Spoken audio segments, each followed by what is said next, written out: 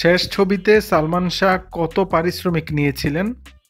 সালমান শাহ অভিনীত শেষ মুক্তিপ্রাপ্ত সিনেমা বুকের ভেতর আগুন। ছটকু আহমেদ পরিচালিত সিনেমাটিতে সালমানের বিপরীতে অভিনয় করেছিলেন শাবনূর। সিনেমাটির জন্য এই অভিনেতা নিয়েছিলেন সে সময়ের সর্বোচ্চ পারিশ্রমিক ২ লাখ টাকা। এমনটাই জানিয়েছেন পরিচালক ও সিনেমাটির প্রযোজক ছটকু আহমেদ। তবে এই সিনেমার কাজ পুরোপুরি শেষ করতে পারেননি সালমান। গল্পের কিছুটা পরিবর্তন এনে তার স্থলাভিষিক্ত করা হয় ফেরদৌস আহমেদকে। সালমানের মৃত্যুর ১ বছর পর সিনেমাটি প্রেক্ষাগৃহে মুক্তি পায়। এই সিনেমা দিয়েই শেষ হয় সালমানের সেলুলয়েড সফর।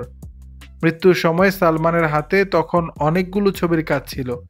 কিছু ডাবিং চলছিল, কিছুর শুটিং শেষ দিকে, আবার কিছু একেবারে মাঝপথে। মোট ৫টি ছবির শিডিউলে ঘুরে ফিরে অভিনয় করছিলেন তিনি। মৃত্যুর ঠিক ১ সপ্তাহ পর ১৩ই সেপ্টেম্বর প্রেক্ষাগৃহে মুক্তি পেয়েছিল ছটকু আহমেদ পরিচালিত সত্যের মৃত্যু নেই। নির্মাতাদের পরিকল্পনা ছিল সালমানের জন্মদিনের ৬ দিন আগে সিনেমাটি মুক্তি দেওয়ার, এবং সেটাই হয়েছিল। কিন্তু সিনেমা মুক্তির আগেই না ফেরার দেশে চলে যান নায়ক। এদিকে মুক্তি প্রতীক্ষিত সত্যের মৃত্যু নেই, আর অন্যদিকে অসম্পূর্ণ বুকের ভেতর আগুন। সময়টা বেশ চ্যালেঞ্জিং ছিল নির্মাতা ছটকু আহমেদের।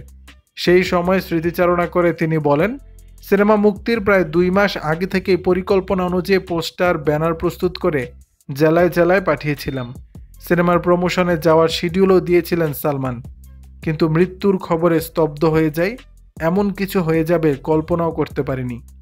দর্শক, বিষয়টি নিয়ে আপনাদের মতামত জানাবেন নিচের কমেন্ট বক্সে।